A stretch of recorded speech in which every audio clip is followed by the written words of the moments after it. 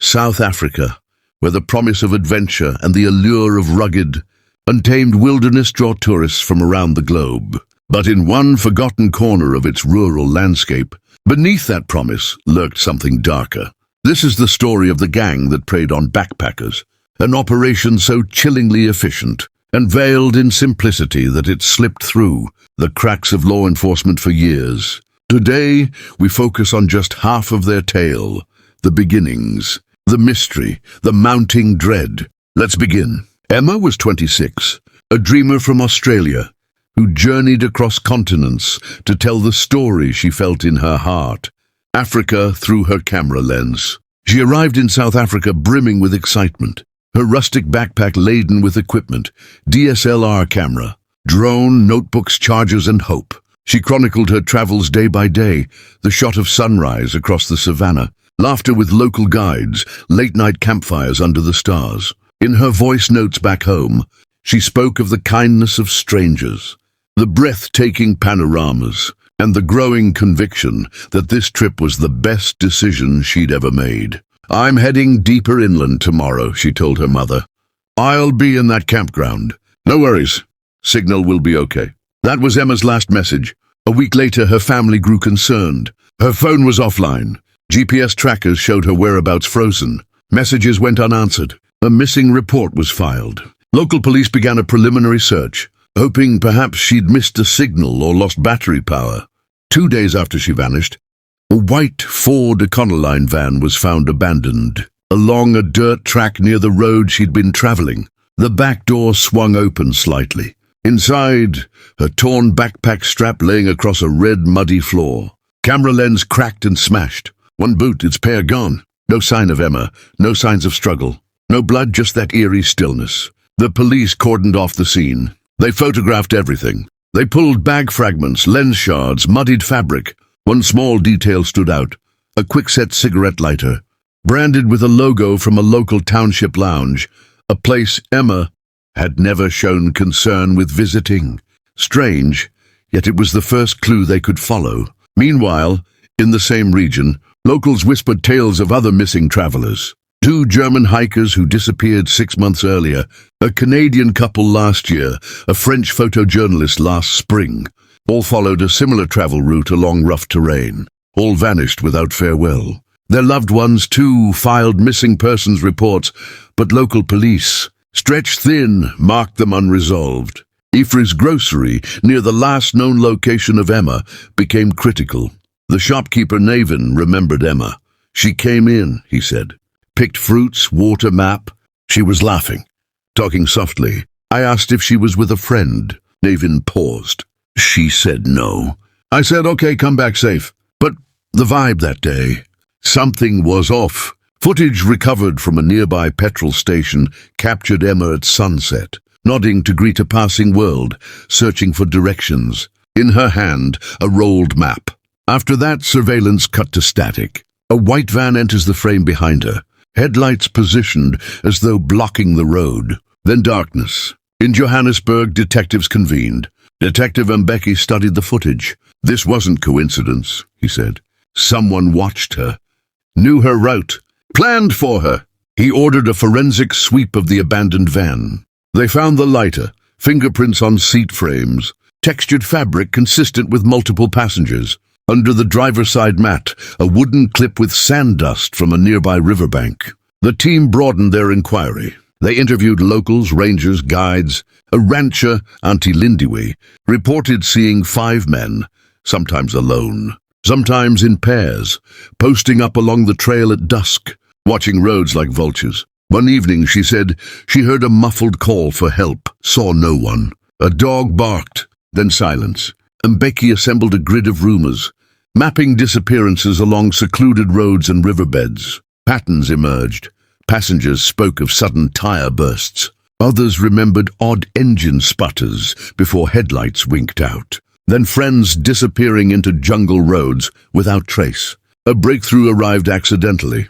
A man named Masego, petty criminal, habitual cigarette stealer, was arrested for a minor bench warrant. Searching him, they found the same branded lighter. They matched the fingerprint to those taken from the abandoned van. It was a direct match. Suddenly, the web that covered vanished travelers looked tangible. During interrogation, Masego broke. "Yes," he whispered. "I saw her. Emma.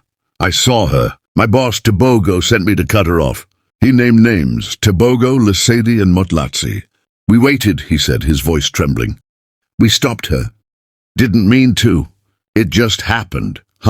But she didn't come back." Using that testimony, police raided a remote hut, a ramshackle structure of mud brick behind thorn thickets, hidden beneath fig trees. They found Emma's torn scarf in one corner, stained with red dust and sweat. Shoes that nearly matched her missing ones, hidden under a pile of clothes. Clay-tracked sandals with mud matching the riverbank.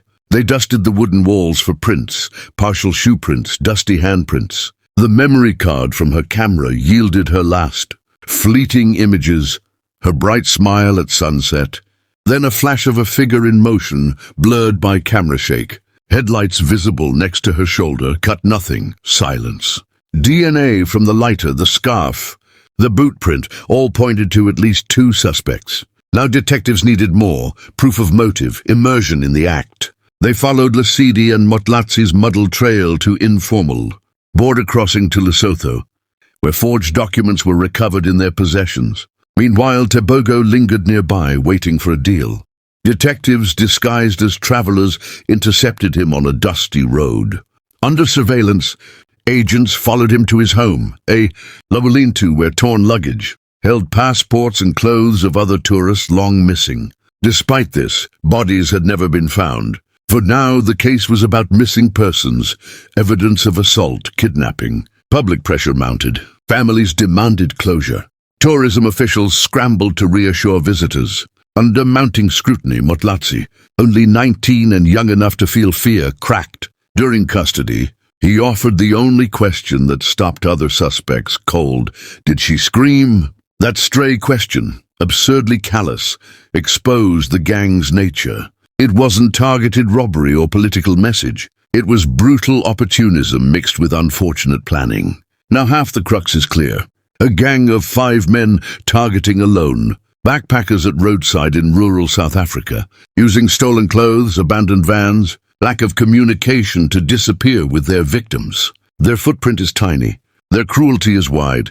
But for Emma and those who vanished before her, we're still working on justice. The atmosphere in the small police station in Limpopo was tense. After Motlatsi's quiet admission, "Did she scream?"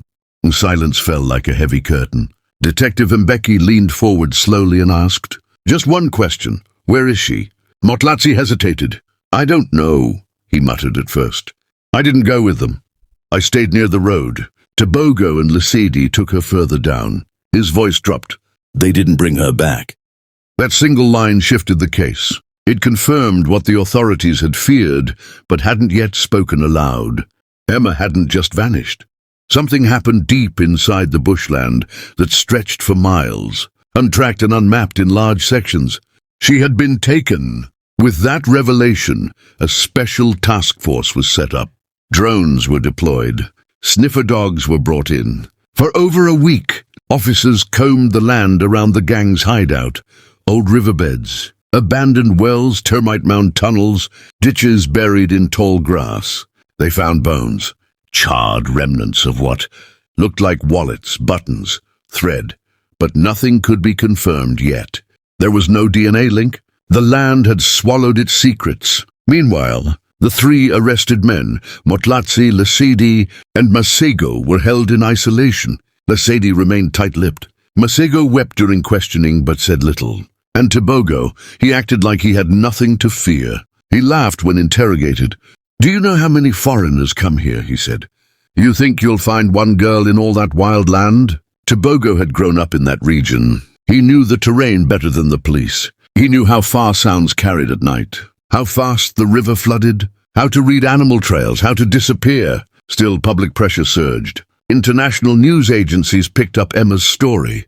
Her mother, seated in a press conference in Sydney, begged in tears, "Please bring my daughter home. We don't want revenge. We want her back." Emma's case reopened interest in 5 other missing persons, each traveler following similar rural paths. One man from Norway gone without a trace. A young woman from France disappeared between bus stops. A Canadian couple last seen camping on the same hillside trail. All victims of quiet zones, areas with no mobile signals, no CCTV, and no regular patrolling. Perfect for predators. Detectives revisited these cold cases, linking elements, burnt clothing, a pattern of abandoned vehicles. Locals reporting odd sightings. In one case, the brother of a missing German. Hiker came forward and identified a pendant recovered from the gang's stash as his sister's. Another match. Police now believed this was not random. This was not an isolated event. This was a pattern, a strategy. They reopened case files from as far back as 2016. More items surfaced: scarves, hair clips, watch fragments, each one leading back to people long gone. And in every case, the location of the gang's hideout was within 30-40 kilometers of where the person had last been seen. But the legal battle wasn't simple.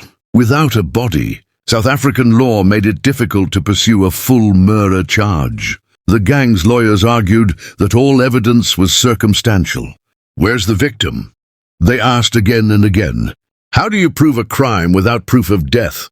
The courtroom became a theater of arguments, with prosecutors relying on behavioral patterns, forensic matches, digital evidence, and Modlatzi's partially confessed statement. They showed how Emma's last photos clearly placed her near the gang's known route. They played video of her walking, confident, alive. Then they played the footage of the white van. Then, silence. Tebogo's behavior didn't help his case. In court, he sneered. He refused to stand for the judge. He muttered insults under his breath. At one point, he laughed as Emma's final photos were shown to the jury.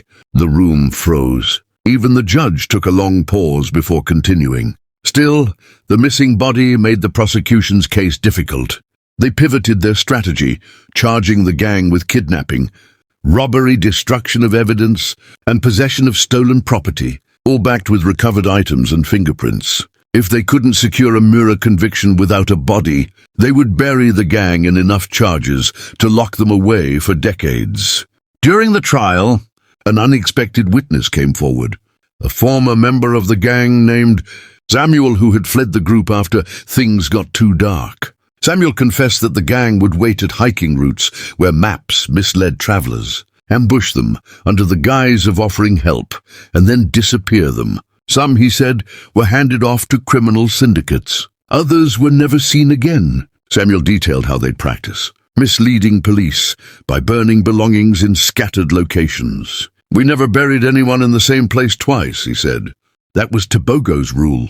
This testimony cracked the case wide open. The judge called for a separate forensic team to investigate the hill forest, near a village called Mugobani, where Samuel claimed Emma's path ended. After 3 days of scanning, cadaver dogs hit on one specific ditch, nearly 7 feet deep and covered in old debris. Inside, investigators recovered human remains, and near it were scraps of Emma's backpack frame. Dental records later confirmed the partial jawbone found in the ditch belonged to Emma. The courtroom atmosphere changed instantly. Prosecutors now had what they needed: proof of death. A cause of demise could not be determined, but the manner was now legally registered as unlawful and unnatural. With that, the defense unraveled. Modlatzi pled guilty and accepted a reduced sentence in exchange for full cooperation. Lesidi, following his footsteps, confessed under pressure. Masego's defense tried to claim mental instability, but the court rejected it. And Tebogo? He showed no emotion as the judge. Read out the verdict. Life. Imprisonment without the possibility of parole. It took 3 years from Emma's disappearance to this final moment of justice. 3 years of broken trails, misdirection, silent witnesses, and grieving families. But even then, for many, it was not closure, because Emma wasn't the only one. After the trial, Samuel shared GPS coordinates of at least 5 other graves. Police have since confirmed 3 of them to be human, but identification is ongoing. DNA matching for families around the world is still being processed. The hope is that they too will know what happened to their loved ones. The gang operated for over 6 years, during which they are believed to have targeted more than a dozen solo travelers. Not all were tourists. Some were local backpackers, missing persons from nearby provinces, or workers traveling across borders. Their motive, not just robbery. Investigators believe part of the gang's operation was linked to ritual practices, human trafficking, and in some cases sadistic violence. Though not all links are confirmed, the overlapping evidence points to a network that spread wider than initially thought. Today, the path Emma once walked is marked with a small wooden post. Her mother visits it once a year. She leaves behind one note every time: "You changed the system." Because after Emma, South African rural security underwent massive changes. Signal towers were installed in previously dead zones. Traveler alert networks were improved. Rural checkpoints now regularly monitor tourist hotspots. Yet even so, the gang's story remains largely forgotten in global memory. Their crimes were covered, yes, but never fully understood. Never given the attention the victims deserved. Because sometimes the world moves on before justice finishes breathing.